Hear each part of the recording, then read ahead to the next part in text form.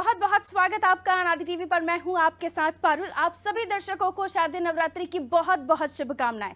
शारदीय नवरात्रि का दिन है। 9 दिनों हम खास प्रोग्राम के जरिए, खास कार्यक्रम के जरिए आपको माता के स्वरूप के बारे में बता रहे हैं, किस तरह से आपको पूजा करनी है, क्या विधि विधान है, और इसके अलावा आपको ये गलती ना कर जाए इसलिए डिटेल में सारी जानकारी आप तक पहुंचा रहे हैं। और आज है माता के स्वरूप का चौथा दिन, यानी माँ कुष्मांडा का दिन। कुष्मांडा को ये चौथा दिन समर्पित है। तो माता जी की भक्ति किस तरह से आप करें, माता जी का स्वरूप कैसा है, माँ को क्या पसंद है, आज के दिन आपको क्या चढ़ावा चढ़ाना चाहिए, क्या प्रसाद हो सकता है, क्या दान दक्षिणा कर सकते हैं, बहुत सारे सवाल और बहुत ही महत्वपूर्ण जानकारी आप तक पहुंचाएंगे हम। हमारे साथ मौजूद हैं पंडित डॉक्टर रमन मिश्र जी। बहुत बहुत स्वागत मिश्र जी आपका अनादि टीवी पर। गुरु जी, आपसे जानना चाहेंगे कि आज माँ कुष्मांडा का दिन है। माता के बारे में कहा जाता है माता की मंद मुस्कान से ही ब्रह्मांड की उत्पत्ति हुई थी, और जब अंधकार था तो उनकी मुस्कान भर से ही उजियारा हो गया था, अंधकार की समाप्ति हो गई थी।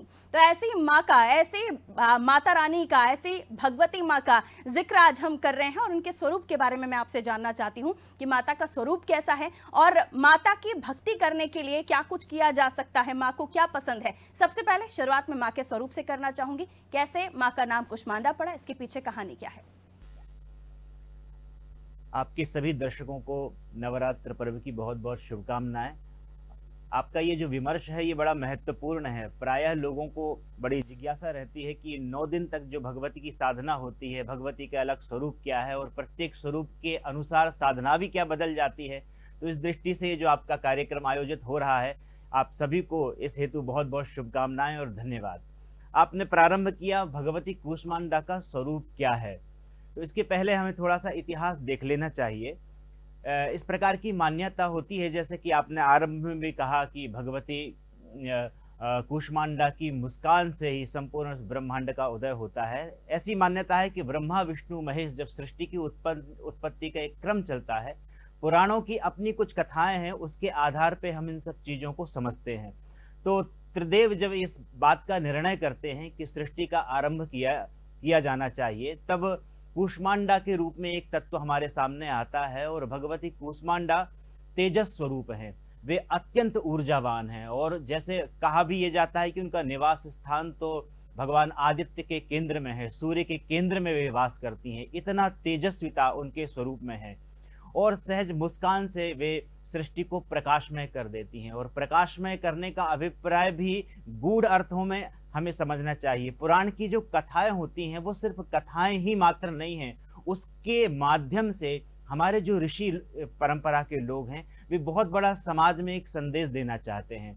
तो यहाँ पर एक अर्थ तो ये है कि भगवती कूष्मांडा अपनी स्मितानंद से, अपनी अपनी स्वाभाविक स्वरूप से एक सृष्टि उत्पन्न कर रहे हैं। दूसरे अर्थों में एक जो उस तत्व से हम सीख सकते हैं वो ये है कि हर व्यक्ति की अपनी एक सृष्टि है, हर व्यक्ति के अपने जीवन का एक महाभारत है, हर व्यक्ति का अपना एक जीवन है। और हमारी सृष्टि कहेंगे कि हमारी सृष्टि में मतलब हमारे आसपास जितने भी लोग हैं उसमें हमारा परिवार है, हम जहाँ कार्य करते हैं वो है, और भी कुछ हमारे परिचित लोग हो सकते हैं, तो वो हमारी सृष्टि हुई। तो इस सृष्टि को हम प्रकाशमय स्मित आनंद अर्थात मुस्कान से हम बना सकते हैं। ये सबसे बड़ा जो संदेश हमें कूष्मांडा भगवती देती हैं कि जब वो थोड़ी सी मुस्कान से सृष्टि में प्रकाश पैदा करती हैं, तो हमारे अंदर भी वो इतना बड़ा मंत्र है कि अगर हम भी अपना चित्त प्रसन्न रखेंगे और हमारे चेहरे पे अगर मुस्कान होगी, तो हमारी जितनी छोटी सी सृष्टि है उसमें हम प्रकाश फैला सकते हैं। पहली बात तो ये है। उनके स्वरूप को लेकर के पुराणों में बहुत सारे वर्णन मिलते हैं, जिसके आधार पे कहा जाता है कि भगवती कूष्मांडा सिंह का उनका जो वाहन है वो सिंह है, और उनको अत्यंत प्रिय जो है वो लाल वस्तु के रूप में हम उनको प्रिय चीज मानते हैं। और उनकी इतनी तेजस्विता है, उनका जो पूरा स्वरूप है कि ये इसमें एक ये सूत्र भी आ सकता है कि अनेकों अनेक सूर्य जब एक साथ उदित हो जाएं तो उनका जो प्रकाश होगा वो प्रकाश कहीं ना कहीं कूष्मांडा के रूप में हम वर्णन कर सकते हैं।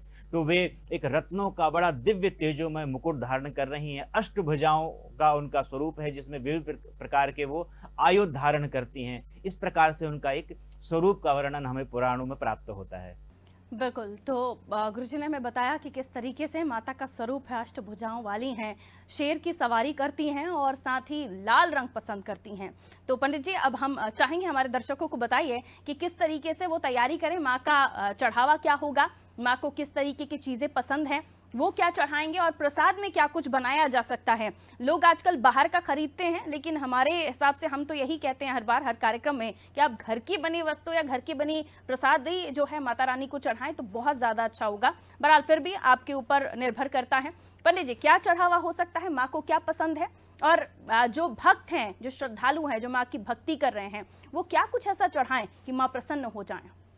प्रसादे सर्व दुखानाम हानिरस्योपजायते, ऐसा शास्त्र का वचन है। प्रसाद जो है वो देवताओं को भी प्रसन्न करता है और हमारे जीवन में भी पूर्णता लाता है कि आप चढ़ाया जाना चाहिए। चूंकि हम कूष्मांडा भगवती की उपासना के संदर्भ में ही बात कर रहे हैं, तो ऐसा कई जगह प्रमाण मिलता है कि भगवती की उपासना अगर रक्त पदार्थों से की जाए, जैसे रक्त चंदन है, रक्त पुष्प है, रक्त लाल कलर की चूड़ियाँ जो सौभाग्यवती स्त्री, जी जी जी, लाल कलर की जो चूड़ियां हैं वो चढ़ाई जाएं, लाल बिंदी, लाल महावर, बहुत सारे श्रृंगार की जी जी, बहुत सारे श्रृंगार की सामग्रियां होती हैं। तो चढ़ाने की दृष्टि से इससे सौभाग्य की वृद्धि इसमें होती है, ऐसी कुछ मान्यताएं हैं।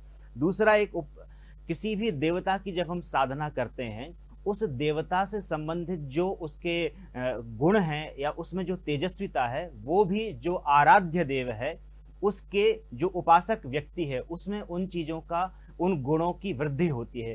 तो जब भगवती तेजोमय है, प्रकाशमय है, तो प्रकाश के दो अर्थ होते हैं। पहला तो ये है कि सामान्य रूप से हमने अंधेरे में लाइट जला दिया तो प्रकाश हो गया। दूसरा प्रकाश का अर्थ होता है आपका विवेक, आपके विचारों में दिव्यता, हमारे चिंतन में शुचिता। तो इसलिए कहा कि नहीं ज्ञानेन सदृशम पवित्रमिह विद्यते।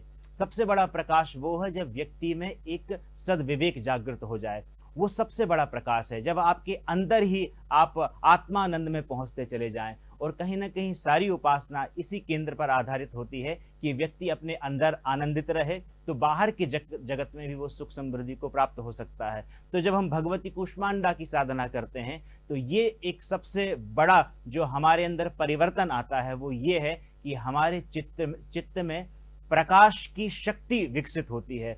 हम कहीं ना कहीं चीजों को सही ढंग से देखते हैं, हम संबंधों को सही ढंग से समझते हैं, हम कार्य को सही ढंग से करते हैं। इसलिए बड़ी समर्पण के साथ और बड़ी श्रद्धा के साथ भगवती कूष्मांडा की उपासना करनी चाहिए। इस दिन लाल वस्तुओं के दान का भी महत्व है, चाहे लाल सेब हो या कोई भी ऐसी वस्तु हो, लाल साड़ी हो, कई ऐसी वस्तुएं हम देखते हैं, इनका दान भी उस दिन करना चाहिए। और प्रत्येक दिन जो भगवती का निश्चित है, उस दिन उसकी उपासना, दान और उस वस्तु को ग्रहण करना, ये जो एक क्रम है ये बड़ा महत्वपूर्ण होता है। वो उससे देवता की भी संतुष्टि होती है और कहीं ना कहीं हमारे अंदर भी इस प्रकार की शक्तियां भी विकसित होती हैं। तो मूल रूप से रक्त वस्तुएं भगवती को समर्पित भी करना चाहिए और उनका यथासंभव हो सके, जिसकी जितनी क्षमता है, जिसका जितना सामर्थ्य है, उतना दान भी देना चाहिए। और दान देते समय थोड़ा सा ध्यान ये रखना चाहिए कि सुपात्र को ही दान किया जाए, तो वो ज़्यादा अच्छा होता है। बिल्कुल, यानी कई बार आप जो दान दे रहे हैं शायद जिसकी ज़रूरत है उसे नहीं मिल पा रहा है, तो आप इस बात का विशेष ध्यान रखें। जो वाकई चाहते हैं कि उन्हें उस चीज़ से खुशी मिलेगी, या कई लोग होते हैं लेकर किसी दूसरे को दे देते हैं, ऐसे लोगों को नहीं, आप जिन्हें भी दे रहे हैं बेहतर है कि अगर आप खाने पीने की चीज़ें दे रहे हैं, जैसे फल हुए, लाल फल हुआ, या रेड कलर का ड्रैगन फ्रूट भी होता है, वो भी लाल कलर का ही होता है। रक्त अर्थात लाल, लाल रंग का जुड़ा हुआ आप दान भी कर सकते हैं, फल भी दान कर सकते हैं। तो आप जब भी किसी को दान करें, या तो उसको सामने बैठाकर खिला दीजिए, या जैसे दान कर रहे हैं वो पात्र हो, सुपात्र हो, जैसे कि गुरुजी ने भी कहा। गुरुजी, आगे बढ़ते हुए अगला सवाल, क्योंकि हम दिन भर इन 9 दिनों माँ की भक्ति करते हैं, कई लोग उपवास करते हैं, कई लोग माँ का दिन भर जाप करते हैं, और इस उपवास के साथ साथ कई लोग नंगे पैर भी पूरे जो 9 दिन है वो काटते हैं। मैं चाहती हूँ आप हमारे दर्शकों को बताएं कि 9 दिन तो वो स्मरण कर ही रहे हैं माता रानी का, लेकिन खास तौर पर चौथा दिन जो माँ कुष्मांडा को समर्पित है, इस दिन वो किन मंत्रों का उच्चारण करें, या माता का स्मरण करने के लिए वो क्या कुछ कर सकते हैं? गुरुजी, बड़ा ठीक प्रश्न आपका है कि वस्तुतः दिन के अनुसार भी कि क्या उपासना पद्धति परिवर्तित हो सकती है। निश्चित रूप से 9 दिनों में उपासना पद्धति में धीरे धीरे परिवर्तन आता चला जाता है, क्योंकि 9 देवियों की अपनी अलग अलग शक्तियां हैं, उनके अलग अलग उनकी रुचियां हैं, अलग अलग उनकी को समर्पित करने वाली वस्तुएं हैं। भगवती कूष्मांडा के संदर्भ में पहला तो यह कि जब हम उनकी उपासना करते हैं तो उस उपासना पद्धति को थोड़ा हम समझेंगे और किस मंत्र का जाप करना चाहिए, और वो उस मंत्र के बारे में मैं आपको बताता हूँ। तो थोड़ा उपासना पद्धति का ये ध्यान रखा जाए कि अगर आप प्रातः शीघ्र सूर्योदय के पहले उठ करके स्नान इत्यादि करके अपने जो भी भगवती का स्थान है जहाँ आपने कलश रखा हुआ है, दीपक, एक घी का दीपक आप वहाँ प्रज्वलित करें, भगवती का विग्रह वहाँ पर रखें, और थोड़ा सूर्योदय के पहले स्नान इत्यादि करने के बाद भगवती का पंचोपचार से हम पूजन करें, जिसमें पहले हमने उनको जल चढ़ाया, पंचामृत चढ़ाया, उसके बाद अक्षत है, रोली है, और फिर नैवेद्य, धूप, दीप और दक्षिणा, ये सारी एक क्रम है उपासना का पद्धति का। इस सब को करने के बाद जो सबसे महत्वपूर्ण है वो ये है कि हम आज एक भगवती कूष्मांडा का ही एक बड़ा विशिष्ट मंत्र है, उसको कम से कम, अगर आपके पास समय नहीं है तो 11 बार जपें, 21 बार जपें, या एक 108 की जो माला होती है वो करें, और जो लोग अधिक उपासना कर सकते हैं उनका तो कहना ही क्या। तो वो मंत्र जो है वो मार्कंडेय ऋषि ही सप्तशती के अंदर बताते हैं, हम लोगों ने कई बार सुना हुआ है, उसका शुद्ध उच्चारण मैं करता हूँ। या देवी सर्वभूतेषु कूष्मांडेति संस्थिता, नमस्तस्यै नमस्तस्यै नमस्तस्यै नमो नमः। तो उसमें अलग अलग शक्तियों का वर्णन है, ये सप्तशती में ही ऋषि मार्कंडे इसका वर्णन करते हैं। तो कूष्मांडेति संस्थिता, तो कूष्मांडा रूप में हमारे जीव अंतःकरण में वो प्रविष्ट हों, ऐसी भगवती को हम पुनः पुनः प्रणाम करते हैं। ये बड़ा सूक्ष्म बीज मंत्र है, और महत्वपूर्ण रूप से सिर्फ और सिर्फ इसको चतुर्थी जो तिथि है, अर्थात भगवती कूष्मांडा का जो चौथा दिन है, उस दिन इसका जाप करना चाहिए, अधिक से अधिक इसका जाप करना चाहिए। प्रातः समय आपको मिलता है प्रातः करें, सायंकाल अगर आपको समय मिलता है तो उस समय करें। तो ये जो मंत्र है, इस मंत्र के माध्यम से, और थोड़ा सा ये ध्यान दर्शकों से मैं विशेष रूप से आग्रह करूंगा कि जब हम किसी मंत्र का जप करते हैं, मंत्र तभी फलीभूत होता है जब मंत्र में मन लगा लिया जाता है।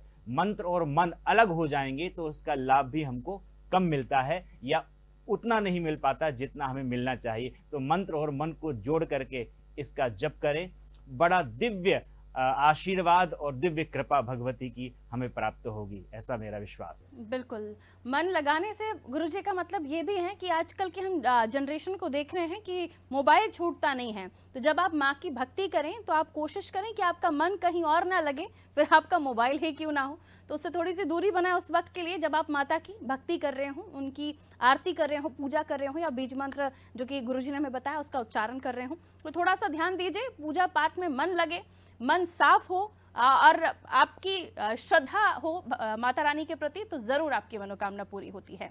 मनोकामना से ही अब हम आगे बढ़ेंगे, क्योंकि हर कोई चाहता है कि माँ से कुछ ना कुछ वो फल प्राप्ति करे, और माता रानी इतनी दयालु हैं कि वो सभी को जो उनकी भक्ति करते हैं, जो उनको पूजते हैं, उनको कुछ ना कुछ जरूर देती हैं। और नवरात्रों का ये खास दिन है, और इन 9 दिन जो भक्ति करता है उसको तो सब कुछ हासिल होता है, बशर्ते मन में लालच ना हो। तो खैर, आगे बढ़ते हुए गुरुजी, मैंने जैसे कहा कि हम चाहते हैं कि अब हम माँ की भक्ति कर रहे हैं, और कई लोगों का मानना है कि माँ की भक्ति करने से घर में सुख शांति आए। वैसे तो माँ ने ब्रह्मांड की उत्पत्ति की है, तो कुछ भी हम माँ से मांग सकते हैं, लेकिन कहा जाता है कि माता रानी से मांगिए तो आप सुख शांति के लिए मांगिए, बच्चे पढ़ाई के लिए मांग सकते हैं, घर की सुख शांति के साथ साथ जो कामकाजी हैं, व्यापारी हैं, वो भी अपने लिए कुछ ना कुछ मांग सकते हैं। तो मैं चाहूंगी हमारे दर्शकों को कुछ ऐसे आप उपाय बताएं जिससे माता रानी की पूजा वो कर रहे हैं और जो वो फल चाहते हैं वो माता रानी से उन्हें मिले।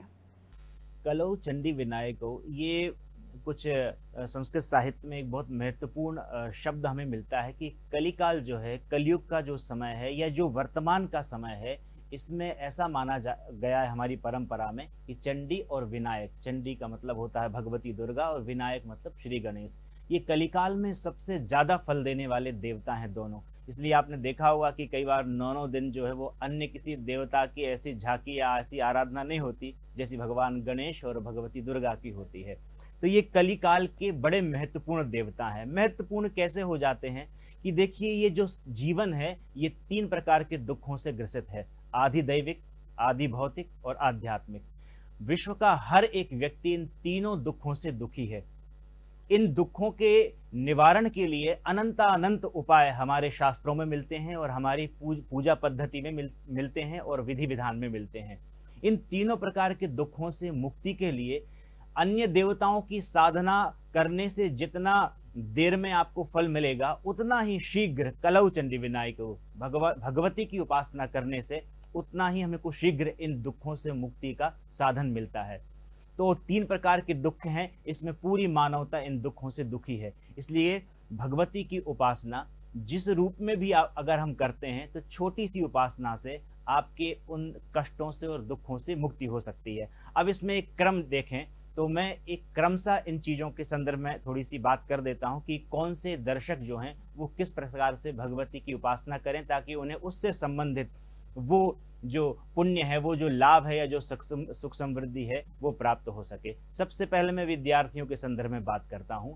इन 9 दिनों में अगर कोई विद्यार्थी ओम ऐम सिर्फ इस मंत्र का जाप करता है, रोज कम से कम 1 माला उसको करनी चाहिए कम से कम, और अधिकतम अगर वो 11,000 जप इन 9 दिनों में करता है तो चमत्कारिक परिवर्तन होंगे।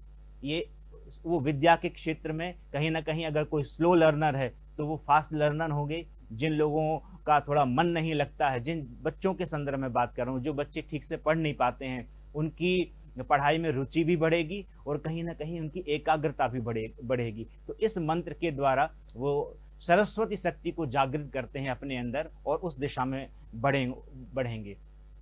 ओम क्लीम, ऐसे लोग जो कहीं अन्य प्रकार के व्यापारों में लगे हुए हैं, किसी भी प्रकार का कोई व्यापार हो सकता है, तो व्यापार में वृद्धि के लिए अगर व्यापार नहीं चल रहा है, आपके ग्राहक नहीं आ रहे हैं, अगर आपको और अन्य किसी प्रकार की कोई पीड़ा है, कष्ट है, तो ओम क्लीम इस मंत्र का आप निरंतर 9 दिन अगर जप करते हैं तो बड़े चमत्कारिक परिवर्तन होते हैं। प्रत्यक्ष आशीर्वाद देने वाली होती हैं भगवती। और ये 9 दिन का जो समय है, काल का बड़ा महत्व होता है।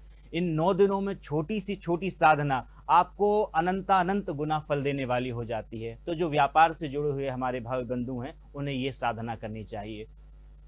ओम ह्रीम, ये मंत्र का जाप उन लोगों को करना चाहिए जो इसके अतिरिक्त हैं। मान लीजिए आप किसी नौकरी में हैं या आप अन्य प्रकार कोई कार्य कर रहे हैं, या जो गृहिणी है जिनको भी सुख समृद्धि अन्य चीजों की अपेक्षा है, वो इस मंत्र को जाप कर सकते हैं।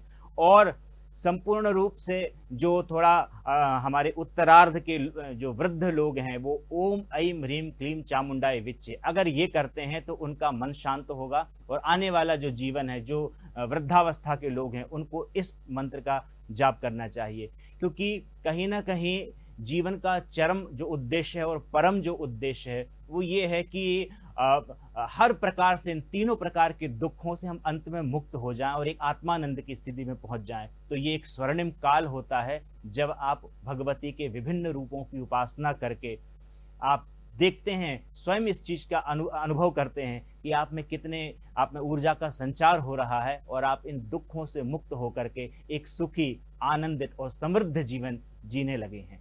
बिल्कुल, तो पंडित जी ने बारी बारी से सभी के लिए मंत्र बताए हैं, उनका उच्चारण आप करें और माँ भगवती की कृपा जरूर आप पर बरसेगी और सारे दुखों को माता रानी हर लेगी। उनका स्वरूप ही ऐसा है, उनका जो प्यार है अपने भक्तों के प्रति कुछ ऐसा है कि उनकी भक्ति निस्वार्थ होकर आप कीजिए तो जरूर माता रानी कुछ ना कुछ आपको देकर ही जाती हम। और ये 9 दिन तो ऐसे होते हैं कि आप माँ की भक्ति में लीन होते हैं। आप गुरु जी, आगे बढ़ते हुए मेरा अगला सवाल आपसे ये है, जिस तरीके से हम पूजा पाठ कर रहे हैं 9 दिनों, कई लोग उपवास भी करते हैं, खास तौर पर जो उपवासी हैं वो अपना व्रत खोलते समय भी कुछ ना कुछ ऐसा कहते हैं, उच्चारण करते हैं, माँ की भक्ति करते हैं, तो ये कहा जाता है कि उनका दिन भर का जो व्रत है वो सफल हो जाता है। और दिन भर से कहीं ना कहीं देखिए, सभी तो हर चीज़ का पालन नहीं कर सकते, लेकिन कुछ गलतियां हो जाती हैं जिनको वो अपना व्रत खोलते समय माता रानी से माफ़ी मांगते हुए अपना व्रत खोलते हैं, या फलाहार का सेवन करते हैं, या फिर वो एक समय का अगर भोजन पर रह रहे हैं तो वो उस तरह का अपना व्रत पूरा करते हैं। तो शाम के समय जब पूजा पाठ करके माता रानी को शुक्रिया कहते हुए और किसी तरह की कोई त्रुटि हुई हो उसकी माफ़ी मांगते हुए हम उपवास खोल रहे हैं, व्रत संपन्न कर रहे हैं दिन भर का, तो उस समय क्या करना चाहिए? बहुत अच्छी आपकी जिज्ञासा है और दर्शकों को इस माध्यम से मैं इस विषय में थोड़ा सा स्पष्ट कर देता हूँ।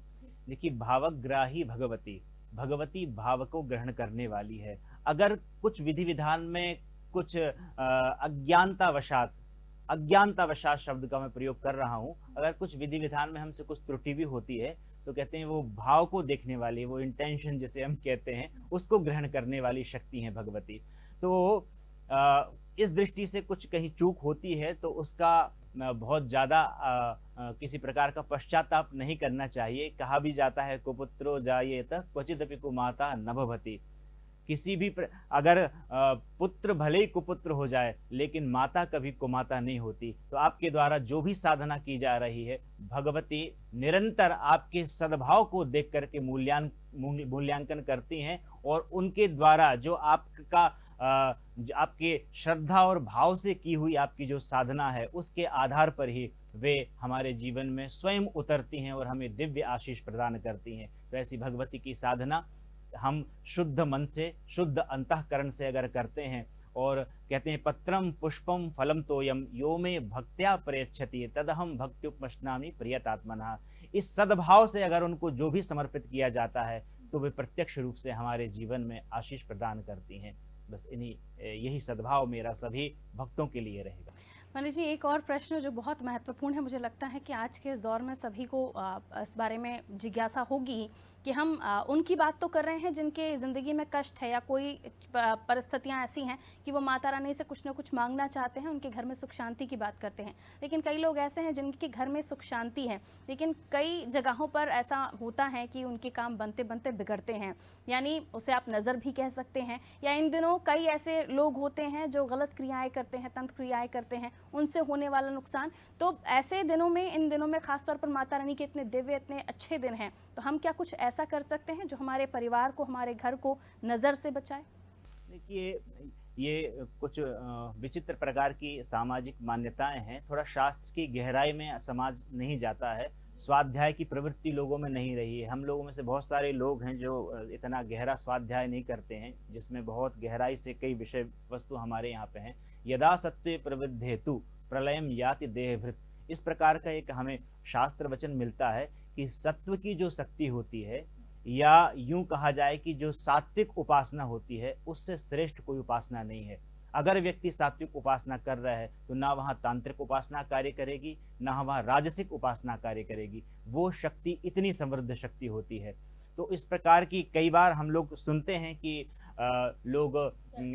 हाँ बिल्कुल, समाज में ये चर्चा हमको देखने को मिलती है कि किसी ने मैली विद्या का प्रयोग कर दिया, काला जादू कर दिया, कई प्रकार के इस प्रकार के वो आते हैं। लेकिन मेरा तो मानना ये है उसका भी अपना एक मार्ग है और लोग उसमें जाते हैं, पर इस प्रकार के मार्ग को अपनाने वाले लोग, ऐसा शास्त्र का वचन है कि अंत में उनकी दुर्गति होती है। जो इस प्रकार का दूसरे का अहित करने का विचार करते हैं या कहीं ना कहीं ऐसा कुदृष्टि, कुभाव रखते हैं, तो वो स्वयं का ही अहित करते हैं। तो मूल रूप से मेरा कहने का अभिप्राय सिर्फ इतना ही रहेगा कि सत्य की उपासना करें। भगवती सत्व प्रधान है, वो सत्य की देवी हैं। ऐसी हम भगवती की जो उपासना करते हैं तो असत जो है, अज्ञान जो है, वो स्वतः दूर होता चला जाएगा। बिल्कुल, और मुझे लगता है ना केवल इन 9 दिन आपके मन में ईमानदारी हमेशा होनी चाहिए। अगर आपका दिल साफ है, आपका मन साफ है, आपके काम से किसी को दिक्कत नहीं हो रही है, किसी को परेशानी नहीं हो रही है, किसी का नुकसान नहीं हो रहा है, किसी की हानि नहीं हो रही है, तो वो कर्म आपका अच्छा है। और माँ भगवती हमेशा उनके साथ खड़ी होती हैं, उनके लिए अपनी कृपा ज़रूर बरसाती हैं। जो सच के साथ हैं, अच्छा काम कर रहे हैं, सात्विक तरीके से अपना जीवन जी रहे हैं, यानी आपकी वजह से किसी को हानि नहीं हो रही है, तो माँ कभी आपसे दुखी नहीं होंगी। आपको कभी किसी भी पीड़ा से बचाने के लिए ऐसा नहीं हो कि माँ का साथ ना मिले, माँ का आशीर्वाद ना मिले। तो पंडित जी का कहना यही था, गुरु जी यही बता रहे थे कि अगर आपका जीवन जीने का तरीका सही है, आपके मन में अच्छी बातें हैं, तो ज़रूर आपका कोई नुकसान नहीं होगा। ऐसी चीज़ें कहीं ना कहीं हमारे हिंदू धर्म के शास्त्रों में नहीं मिलती हैं। इसी के साथ नवरात्रि का ये खास कार्यक्रम जिसमें आप कुष्मांडा जी के बारे में बात कर रहे थे, जिसमें आप सुन रहे थे कि कुष्मांडा जी की पूजा कैसे करनी है। माँ कुष्मांडा सभी पर कृपा करें, सभी के लिए अच्छा दें, सभी की मनोकामना पूरी करें। हम इसी आशा के साथ इस कार्यक्रम को विराम देते हैं। बहुत बहुत शुक्रिया गुरु जी, आपने हमें समय दिया। आप सभी दर्शकों को बहुत शुक्रिया, आप हमारे साथ इस कार्यक्रम में जुड़े। अगर नहीं देख पाए हैं, अभी इस कार्यक्रम में जुड़े हुए हैं, तो अनादि टीवी के यूट्यूब चैनल पर जाइए, इस कार्यक्रम को दोबारा से देखिए और सारी चीज़ें नोट कर लीजिए। दीजिए इजाज़त, नमस्कार, जय माता दी।